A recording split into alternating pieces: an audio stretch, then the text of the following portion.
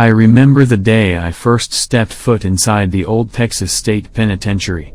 The heavy metal doors groaned as they swung open, their rusted hinges crying out in protest. The stale air filled my lungs, carrying with it the scent of despair and lost dreams. It was the kind of place that seeped into your bones, chilling you to the core. As a young correctional officer, I was eager to prove myself in this dark, unforgiving environment. My colleagues warned me of the dangers that lurked within those walls, tales of hardened criminals and unspeakable acts. But I was determined not to let fear consume me. Little did I know, my resolve would soon be put to the ultimate test. The first few months passed without incident. I patrolled the cell blocks, watching the inmates from behind the thick glass windows. Their eyes, filled with anger and resentment, followed my every move. It was unnerving, to say the least. One inmate, in particular, caught my attention. His name was Samuel Reese, a man who exuded an aura of darkness. He was different from the others, his gaze piercing through the barriers of steel and concrete. It was as if he could see into the depths of my soul. Samuel was serving a life sentence for a series of brutal murders. The details of his crimes were too horrifying to speak of, even among the jaded staff. Rumor had it that he had a penchant for collecting his victims' eyes, a gruesome trophy of his sadistic nature. But those were just whispers in the shadows. One night, as I made my rounds, a shiver ran down my spine. The lights flickered, casting eerie shadows on the walls. I could feel the weight of someone's gaze upon me. Turning slowly, I saw Samuel standing in the corner of his cell, his eyes fixed upon mine. His smile sent chills down my spine. From that moment on, strange things started happening. Tools would disappear, only to reappear in the most unexpected places. Whispers echoed through the corridors when no one else was around. It seemed as though Samuel's malevolence had seeped into every crack and crevice of the prison. But it wasn't until that fateful night that the true horror unfolded. I was alone in the control room, monitoring the surveillance cameras, when the screens went dark. Panic set in as I realized I was trapped in the heart of the prison, cut off from the outside world. A blood-curdling scream shattered the silence, followed by the sound of frantic footsteps. Fear gripped me as I fumbled for my flashlight, illuminating the narrow hallway. As I made my way towards the noise, the air grew heavy with an oppressive darkness. I reached the source of the commotion, my heart pounding in my chest. There, lying lifeless on the floor, was the body of a fellow officer. His eyes were gouged out, a grotesque mirror of Samuel's twisted signature. I stumbled back, my mind reeling with shock and horror. And then, I heard it, a low, sinister laughter. Samuel emerged from the shadows, his eyes gleaming with a feral madness. The realization hit me like a punch to the gut. He had orchestrated this entire nightmare, manipulating me like a puppet in his sadistic game. In that moment, I knew my life would never be the same. Samuel had claimed his victory, leaving me scarred both physically and emotionally. The prison became my own personal hell, a place where his haunting presence would forever linger. So, my friend, take heed of the darkness that resides within these walls. Evil can take many forms, and it thrives in the most unexpected places. And remember, should you ever find yourself face to face with a psychopath like Samuel Reese, trust your instincts and never underestimate the depths of their depravity. For in the shadows of that desolate prison, the true nature of evil reveals itself, leaving an indelible mark on those unfortunate enough to cross its path. And as for me, well, I still carry the weight of that harrowing encounter. The memories haunt my dreams, the sound of Samuel's laughter echoing in the recesses of my mind. They serve as a constant reminder that evil is not confined to the pages of fiction, it exists in the darkest corners of our reality. So, dear listener, beware the monsters that walk among us, for they may be closer than you think. And should you ever visit that ominous Texas prison, be prepared for the chilling secrets it holds, for within its walls lies a tale of horror and a psychopath's twisted reign that will forever be etched in my soul. I was sitting alone in my dimly lit prison cell, the only sound echoing through the corridor being the faint buzz of fluorescent lights.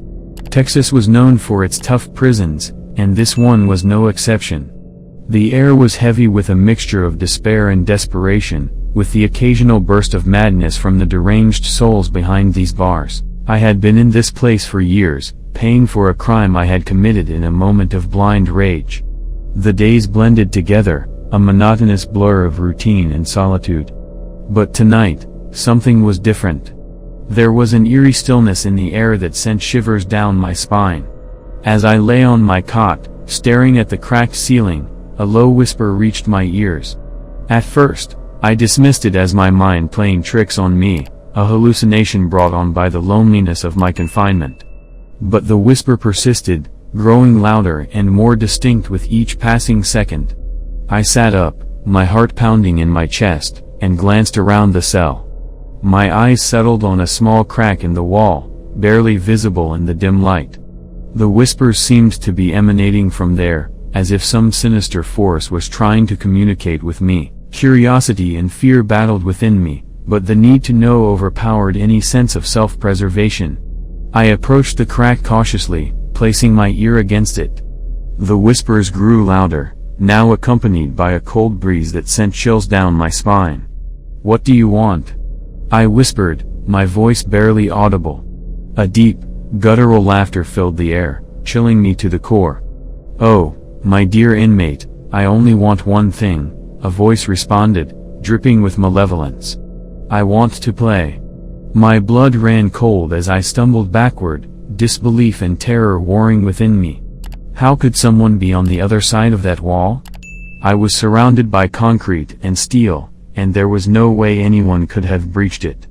But the voice persisted, taunting me, promising unimaginable horrors. It whispered about the secrets it knew, the sins it had witnessed, and the darkness it wanted to unleash upon the world. I felt its presence seeping into my very soul, suffocating me with its evil intentions. The days turned into nights, and the voice never ceased. It spoke of murder, torture, and unspeakable acts committed by its hand. It reveled in the pain it had caused and promised that I would be its next victim. In a desperate attempt to escape the maddening torment, I sought solace in the prison library. Amongst the dusty shelves, I stumbled upon a forgotten newspaper article. It was dated years ago, but the headline sent chills down my spine. "Psychopathic serial killer escapes Texas prison." I read on, my hands trembling, as the article detailed the horrific crimes committed by a deranged inmate.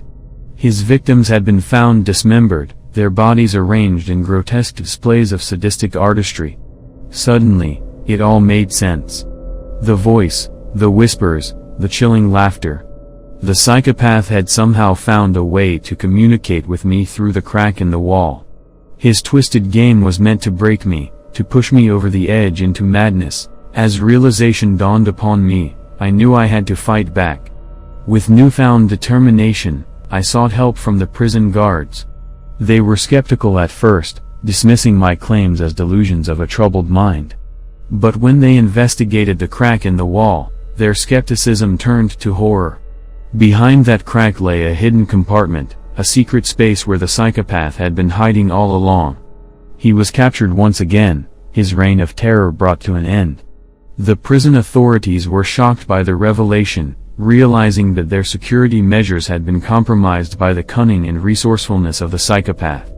The news of the psychopath's capture spread throughout the prison, filling the atmosphere with a mix of relief and lingering fear.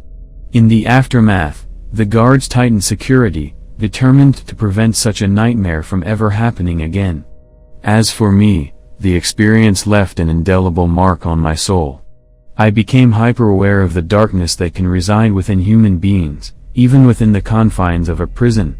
It taught me to never underestimate the depths of depravity that some individuals are capable of. But despite the lingering trauma, I also found a newfound appreciation for life and freedom.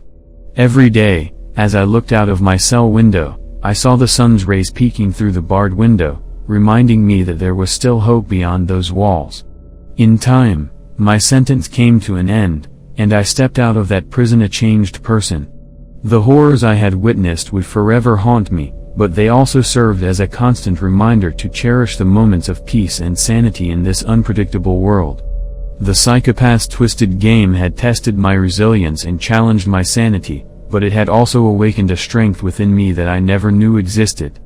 And as I walked away from that prison, leaving behind its haunting whispers, I vowed to live a life free from the clutches of darkness, never forgetting the price I had paid for my own redemption. In the depths of the Texas prison, where darkness roams freely, the story of the psychopath prisoner would forever be etched into the memories of those who survived. And as the years passed, the tale would become a cautionary legend, a reminder of the chilling capacity for evil that lurks within us all.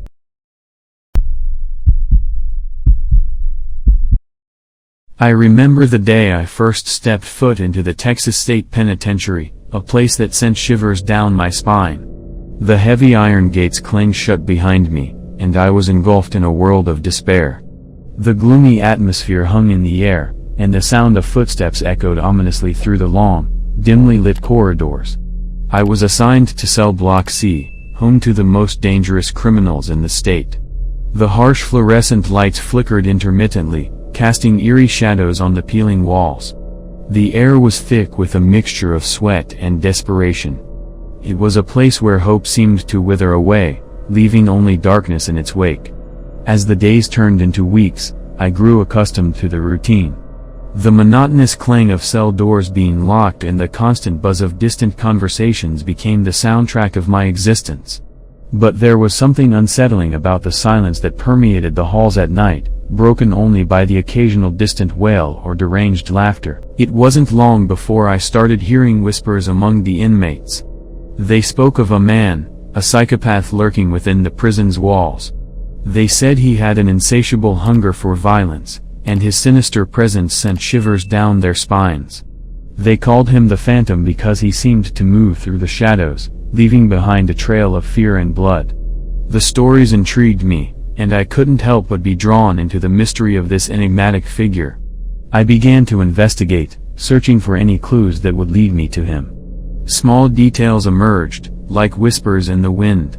Some said he had piercing blue eyes that seemed to see into your soul, while others claimed he had a tattoo of a black widow spider crawling up his neck. One night, as I sat alone in my cell, I heard a faint scraping sound coming from the ventilation shaft. Curiosity overtook my fear, and I climbed up on my bunk, reaching up towards the dusty metal grating. With a gentle push, it gave way, revealing a hidden passage. It was my ticket to the unknown. Crawling through the cramped and dark space, I couldn't shake the feeling of being watched. The air grew colder, and a chill ran down my spine. The tunnel led me to an abandoned wing of the prison, long forgotten and left to decay. It was here that I would uncover the truth about the Phantom. As I ventured deeper into the darkness, the sound of footsteps reverberated through the silence. My heart pounded in my chest as I turned a corner and came face to face with a figure cloaked in shadows. The dim light revealed piercing blue eyes that seemed to glimmer with malevolence. I had found the Phantom. But the true horror of the situation was yet to come. As I looked closer, I noticed the Black Widow tattoo crawling up his neck. It was then that I realized the chilling truth. I was face to face with a reflection. The Phantom was me. In that moment, the small details began to make sense. The whispers, the stories, they were all concoctions of my own twisted mind. The isolation, the darkness of this prison had driven me to the brink of insanity. I was the monster I had been searching for. From that day forward, I was haunted by the realization that evil can lurk within even the most ordinary of souls. The Texas State Penitentiary had become a mirror, reflecting back the darkest corners of my own psyche. And as I languished in the prison's grip, I couldn't escape the horrifying truth. I was my own worst nightmare.